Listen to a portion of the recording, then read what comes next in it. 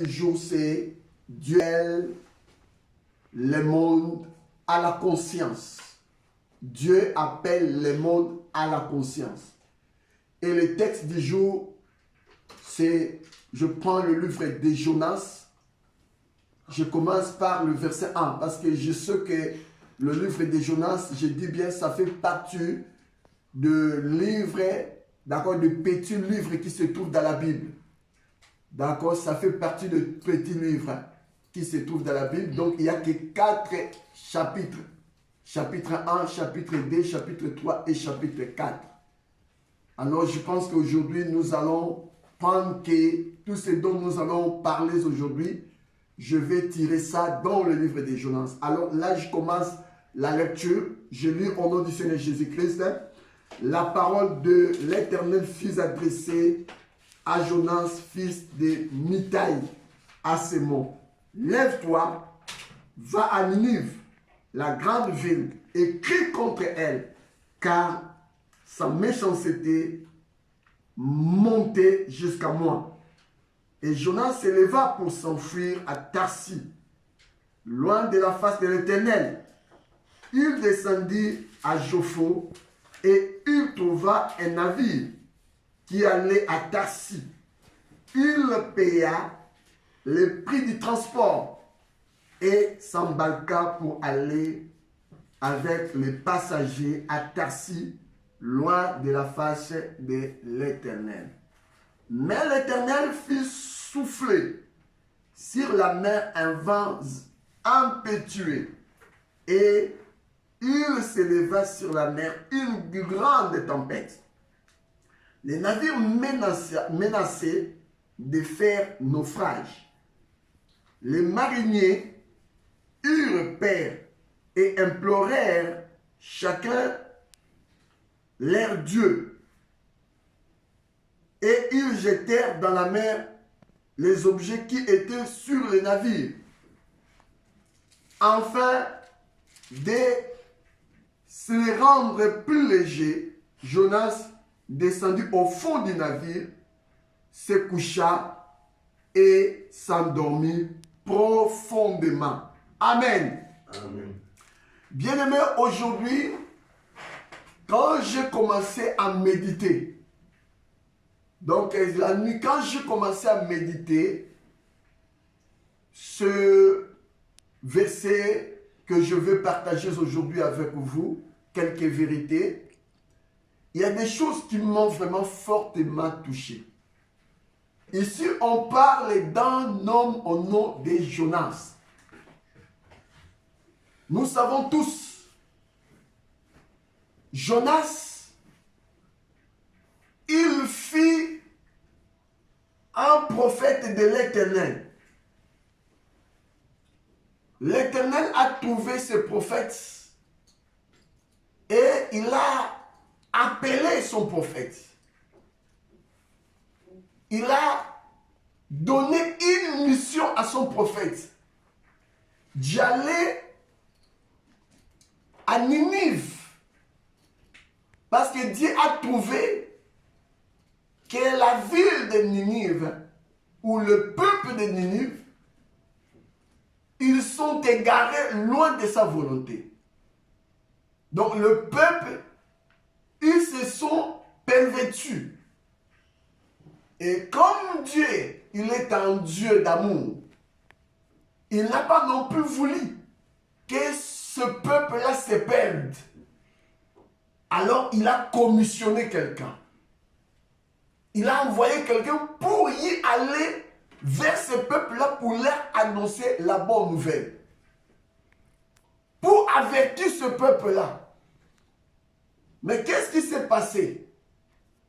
Quand Jonas a reçu l'appel de Dieu, Dieu lui a dit d'y aller à Ninive. Mais ici, la Bible nous apprend une chose. Au lieu que Jonas prenne la route de Ninive, mais Jonas n'a pas fait non plus ce que Dieu lui a demandé. Parce que Dieu a dit, va à Ninive, la grande ville, et crie contre elle, car sa méchanceté est montée jusqu'à moi. Donc nous avons vu la méchanceté de Ninive. Bien-aimé, est montée jusqu'au ciel. Dieu a entendu des cris de ce peuple-là. Alors Dieu, comme il est Dieu, il n'a jamais non plus exercé un jugement ou condamné quelqu'un aussi longtemps si la personne n'a pas non plus, d'accord, accédé à la grâce de Dieu ou présenter la grâce de Dieu. Voilà la façon dont Dieu fait les choses. Dieu, il ne peut pas non plus juger un peuple sans pourtant leur présenter d'abord la grâce. Comme nous voyons ici, Dieu, il n'a pas non plus vu que ces peuples-là ont péché. Il n'a pas non plus descendu pour exercer son jugement. Mais il a d'abord commencé à leur tendre la main de la grâce. Mais ici, on voit la première des choses. C'est celui qui avait reçu l'appel. Le prophète Jonas, il a pris un autre chemin. Au lieu de prendre la route que Dieu lui a envoyée, mais nous avons vu, Jonas, il a pris, la Bible dit, il s'enfuit à Tarsis, loin de la face de l'Éternel. On parlait loin de la face de l'Éternel. On parlait du fuite des prophètes. Bien aimé, quand j'ai commencé à méditer, qu'est-ce que j'ai trouvé d'abord ici? Du verset 1 jusqu'au verset 5. J'ai vu que ces prophètes qui fuyaient loin de la face de l'Éternel, qui n'a pas non plus voulu répondre à l'appel de Dieu. Bien aimé, quand il a pris, la Bible dit, il a pris du transport et s'embarqua pour aller avec des passagers à Tarsis, loin de la face de l'Éternel. Mais l'Éternel fit souffler sur la mer un vent impétueux. Voilà ce qui arrive quand quelqu'un ne veut pas non plus répondre à l'appel de Dieu. Il y a beaucoup de gens aujourd'hui qui ont connu et qui sont en train de connaître de telles choses dans leur vie. Dieu est en train d'appeler la personne. Mais la personne, il résiste à la voix de Dieu. La personne ne veut pas non plus répondre à l'appel de Dieu. Bien aimé, laisse-moi vous dire, quand l'air de ton appel sonne, quand Dieu t'appelle, quand tu commences à résister à l'appel de Dieu, laisse-moi te dire, tu deviendras un sujet de malheur pour des innocents. Or, en réalité, nous avons vu Dieu quand il a appelé Abraham, étant son prophète. Il a dit à Abraham, je bénirai ceux qui te béniront et je maudirai ceux qui te maudiront. Je bénirai ceux qui te béniront et je maudirai ceux qui te maudiront. Donc ça veut dire quand Dieu appelle quelqu'un, la première des choses, il transforme la personne et la personne, il devient un sujet de bénédiction pour les autres. Tu deviens un canal de bénédiction. Donc l'appel de Dieu nous rend des canaux de bénédiction, mes bien-aimés. Voilà ce que Dieu a dit à Abraham. Et le message que Dieu a porté à Abraham, c'est le message que Dieu porte à tous ses prophètes, à tous ses enfants. Aujourd'hui, je vais tirer encore l'attention de l'Église. Dans ce temps dont on vit, quand nous parlons seulement des prophètes, beaucoup de gens, ils ont toujours tendance de voir les prophètes des ministères. Mais je vais dire une chose, bien-aimés. Tout enfant de Dieu, il fait partie, d'accord, de l'assemblée des prophètes. Parce que l'esprit que nous avons reçu, l'esprit qui fait de nous les enfants de Dieu, c'est l'esprit des prophètes. Joël chapitre 2, verset 28. La Bible dit, je répandais dans les derniers jours, dit le Seigneur l'Éternel, Je répandrai de mon esprit sur toute chair. Vos fils et vos filles prophétiseront. Donc c'est un esprit de prophète. Et l'esprit là, quand il vient habiter à toi, c'est le même esprit qui fait de toi un enfant de Dieu. Et c'est le même esprit qui fait de toi un canal de bénédiction. Mais ici on voit un prophète qui devait être un canal de bénédiction. Mais l'effet de ne pas non plus répondre à l'appel de Dieu, de résister à l'appel de Dieu, bien aimé, il est devenu un porte-malheur pour les autres. Il a monté dans un bateau. Je vais te dire, mes bien-aimés, étant un enfant de Dieu, étant un serviteur de Dieu, partout où tu foules la plante de tes pieds, bien-aimé, la Bible dit, Dieu te le donne en possession. Étant un canal de bénédiction, voilà pourquoi la Bible nous dit encore un verset, je vais l'appeler à l'église, partout où vous serez reçus, si quelqu'un vous reçoit en qualité d'un prophète, il recevra la bénédiction des prophètes. Donc n'attendez pas seulement de recevoir un prophète de ministère pour recevoir la bénédiction des prophètes. Non! Tout enfant de Dieu que tu reçois chez toi, il est un prophète. Il regarde lui en qualité de prophète. Il regarde lui en qualité d'une prophétesse. Parce qu'il a en lui l'esprit des prophètes. Et cet esprit-là, c'est ça qui a fait de la personne que tu reçois étant un canal de bénédiction. Quand tu le reçois, tu es béni. Alors ici, on voit Jonas, il était récit dans un bateau. Donc ça veut dire qu'il a fallu qu'il soit un canal de bénédiction pour tous ces gens-là. Donc c'est lui qui devait être un canal de bénédiction. Mais malheureusement, c'est lui qui devait être un canal de bénédiction. C'est lui qui était devenu quoi? Le canal de la malédiction. Voilà quand quelqu'un fuit l'appel de Dieu. Aujourd'hui, Dieu appelle beaucoup de gens parmi nous. Il appelle beaucoup de gens. Mais beaucoup, ils sont en train de résister dans la volonté de Dieu. Et aujourd'hui, ils se demandent d'où vient leur malheur. Ils ne comprennent pas tous les malheurs qui l'encablent. Ils cherchent des sorciers partout. Ils cherchent des victimes partout. Mais il a oublié qu'ils résistaient à la voix de l'Éternel. Voilà pourquoi je vais attirer ton attention à toi qui m'écoute. Ça pourrait aussi être le cas pour toi. Que depuis longtemps l'Éternel est en train de t'appeler. Mais jusqu'à présent tu résistes à la voix de l'Éternel. Je vais te dire, aussi longtemps tu résistes à la voix de l'Éternel, tu deviendras un sujet de malheur, un canal de malheur pour beaucoup de gens. Et beaucoup de gens, bien aimés, ils vont perdre beaucoup, comme nous avons vu ici. Je vais continuer la lecture. La Bible dit, mais l'Éternel fit souffler sur la mer un vent impétueux.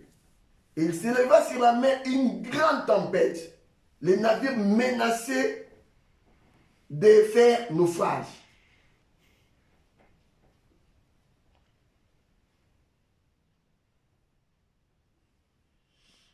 Les marinières eurent peur.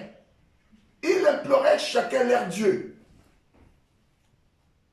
Ils jetèrent dans la mer les objets qui étaient sur les navires, afin de se rendre plus légers. Jonas descendit au fond des navires, se coucha, s'endormit. Bien aimé, quand j'ai commencé à méditer, j'ai vu que dans ce bateau, il y avait quelqu'un que j'ai appelé comme un prophète démissionnaire. Parce qu'il a démissionné. Il n'a pas voulu répondre à l'appel de Dieu. Dieu l'a appelé pour la mission. Lui, il a démissionné.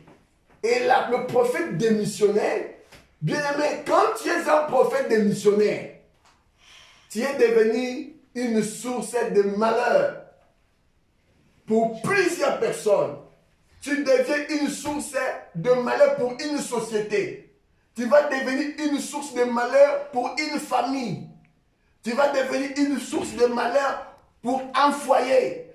Tu vas devenir une source de malheur pour un groupe.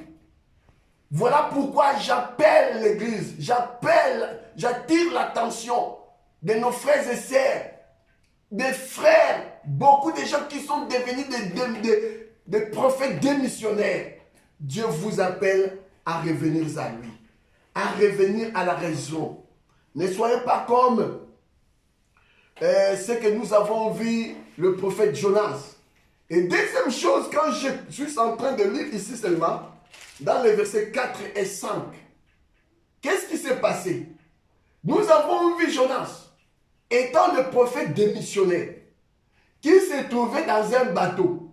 Voilà quand vous êtes dans un lieu où se trouve un prophète démissionnaire. La première des choses, qu'est-ce qui s'est passé? Deuxième chose, les mariniers eurent peur. Ils implorèrent chacun leur Dieu. Ils implorèrent chacun leur Dieu. Et ils jetèrent dans la mer l'objet qui était sur le navire. Ici, on voit, bien aimé, le marinier, il a fait appel à tous ceux qui se trouvaient à bord du bateau. Que chacun implore son Dieu. Chacun implore son Dieu. Pourquoi? Parce qu'il a vu que le navire était menacé. Donc il y a eu des menaces de faire naufrage. Pour que le navire ne fasse pas naufrage, il demanda maintenant à toute personne qui se trouvait à bord du bateau de supplier chacun d'implorer son Dieu. Voilà des choses qui arrivent quand vous êtes dans un lieu où se trouve un prophète démissionnaire. Quand il y a un prophète démissionnaire, mes bien-aimés, vous verrez qu'est-ce que je vis. Ces derniers temps, je me suis pris le temps vraiment à regarder des vidéos par rapport à des événements que nous sommes en train de connaître dans ces temps. Excusez-moi. J'ai pris du temps à observer. J'ai pris du temps à observer des vidéos. Et qu'est-ce que j'ai trouvé? J'ai vu que nous sommes en train de passer des moments terribles. Comme ici, on voit Jonas quand il a monté quand ils étaient sur le bateau. La Bible dit que le navire a connu des grandes menaces. Et le navire était même prêt à faire naufrage. Comme nous voyons notre monde à nous, nous sommes en train de connaître des moments difficiles. On voit le monde vraiment bouger. Les gens, tout le monde aujourd'hui, on voit les gens, ils sont paniqués. Les gens ne sont plus en place à cause de cette épidémie que nous parlons de coronavirus. Cela a bougé le monde. Les gens ne savent plus quoi faire. Et aujourd'hui, qu'est-ce que j'ai vu? Quand j'ai regardé la vidéo, j'ai vu un homme qui s'est mis à prophétiser ou à prêcher. Mais il avait des cendres partout. Donc il s'est mouillé de cendres. Donc tout son corps était, d'accord, donc mouillé de cendres partout. Et il est en train de prophétiser en disant que le Seigneur lui a donné une révélation qu'il devait mettre les cendres parce que ce sont des choses que nous avons vues passer dans l'Ancien Testament. Parce que dans l'Ancien Testament, c'était un signe d'humiliation, de la soumission, pardon. Donc les gens, ils portaient des sacs, ils se mouillaient des cendres partout. Donc tu mets des cendres partout. Voilà, c'était des signes. Donc comme c'était un temps de symbole, voilà des choses qu'ils utilisaient en fait pour manifester ou pour montrer leur humiliation. Donc c'est comme s'ils s'est humilié devant Dieu.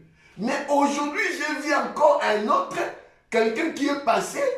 Donc, sous des cendres, il était là, le cendre partout. Donc poussiéré, et il commence à prophétiser, à dire que beaucoup de gens ils sont jaloux de lui. Pourquoi? Parce que lui, il a pris un message à l'Éternel pour de se mettre dans cet état-là. Mais il a dit, mais non, nous sommes dans les bateaux, comme le temps de Jonas. Chacun devait implorer son Dieu. Donc on est dans un temps où chacun de nous devait implorer son Dieu pour invoquer. J'ai dit, voilà le bateau de Jonas. Bien-aimé, pourquoi les marinières demanda aux gens d'implorer, chacun implore son Dieu. Parce qu'il y avait au bord du bateau un prophète démissionnaire. Donc un prophète qui s'est démissionné de son poste, qui s'est destitué lui-même. Voilà pourquoi, à ce moment-là, il n'y avait pas un vrai prophète qui pouvait, d'accord, supplier Dieu ou montrer au peuple les dieux véritables. C'est ainsi qu'ils ont donné droit à chacun d'implorer son Dieu. Vous comprenez? Mais regardez, quand les gens ont commencé à implorer son Dieu, rien ne s'est passé. Rien ne s'est passé.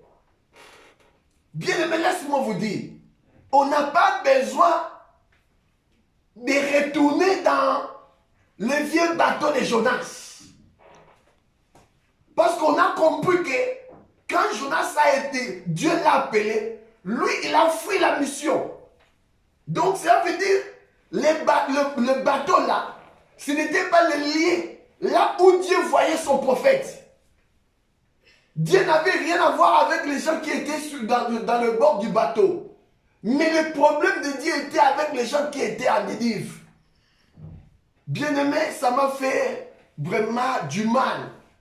Quand je vis ce message, quand je vis cette vidéo, le prophète là, il appelle les gens que chacun, il devait implorer son Dieu. Oh bien-aimé, laisse-moi vous dire, c'est dans de tels moments que nous avons besoin de vrais prophètes. Parce que le faux prophète, il ne peut pas non plus, d'accord, demander au peuple que chacun implore son Dieu. Mais le faux prophète, dans des moments pareils, c'est les moments opportuns pour pouvoir présenter le véritable Dieu, mes bien-aimés. C'est le vrai moment. Parce que les gens ils sont en panique. Ils ne savent pas d'où viennent les secours. Mais toi, tu connais le vrai Dieu. Tu ne pourras pas faire des choses comme Jonas. Si tu fais des choses comme Jonas, ça veut dire quoi? Tu es un prophète démissionnaire. Donc tu as démissionné, mes bien-aimés. Voilà des prophètes démissionnaires que nous en avons aujourd'hui. Des gens qui sont prêts à collaborer. C'est ce qu'on voit aujourd'hui, les gens. Les gens, ils sont en panique aujourd'hui. Il y aura aussi des messages qui vont de partout. Bien, mais je vais vous dire une chose. Le problème de Dieu, Dieu n'a pas non plus besoin pour exaucer à la prière que les gens soient en grand nombre, mes bien-aimés.